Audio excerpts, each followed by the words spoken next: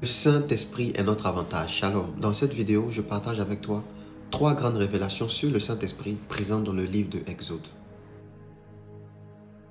Dans Exode 3, Dieu se révèle à Moïse. Il lui dit, j'ai vu la souffrance de mon peuple, j'ai entendu les cris et j'ai décidé de les sauver. Et Dieu se révèle de façon particulière à Moïse dans un buisson ardent.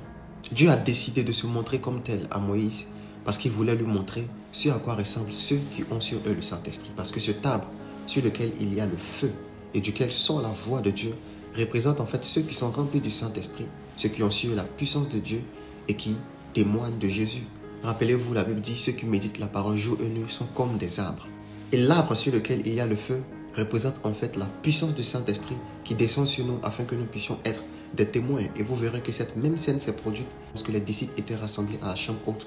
Jésus leur a promis, vous recevrez une puissance et vous serez mes témoins. Parce que le Saint-Esprit est l'Esprit de Dieu sur nous, le feu de Dieu sur nous pour nous donner de témoigner de Jésus.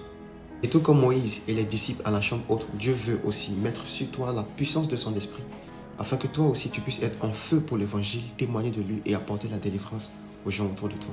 Dans Exode 30, Dieu a donné des instructions strictes à Moïse en ce qui concerne l'huile qu'il devait utiliser pour consacrer les ustensiles de la maison de Dieu, mais aussi Aaron et ses fils qui devaient occuper la fonction de sacrificateur. Et si vous étudiez de façon minutieuse cette huile que Dieu a demandé à Moïse de fabriquer selon l'art du parfumeur, vous verrez que chaque composant de cette huile représente en fait une caractéristique du Saint-Esprit, comme par exemple la myrrhe qui était utilisée en ce temps pour la purification et qui représente en fait simplement le caractère pur et saint du Saint-Esprit. Pour ne citer que cela, parce qu'en fait le Saint-Esprit est cette huile qui vient sur nous, qui nous oint et qui nous rend aptes pour la fonction et le ministère auquel Dieu nous a appelés. Et de même qu'il n'y avait pas de sacrificateur sans onction, de même il n'y a pas de ministère, il n'y a pas de ministre de Dieu sans le Saint-Esprit.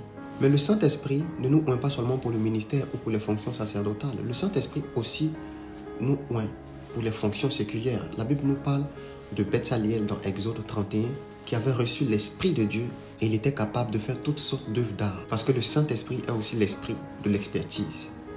Par le Saint-Esprit, tu peux arriver à exceller dans ton domaine de prédilection. C'est le Saint-Esprit qui nous donne la sagesse adéquate pour exceller, pour devenir expert dans le domaine que nous faisons. Et je veux prier pour toi que la sagesse donnée par le Saint-Esprit puisse te donner toi aussi de devenir expert dans ton domaine au nom de Jésus-Christ. Dans le livre d'Exode, on apprend que le Saint-Esprit est le feu sur ce buisson. Il est le feu de l'évangélisation.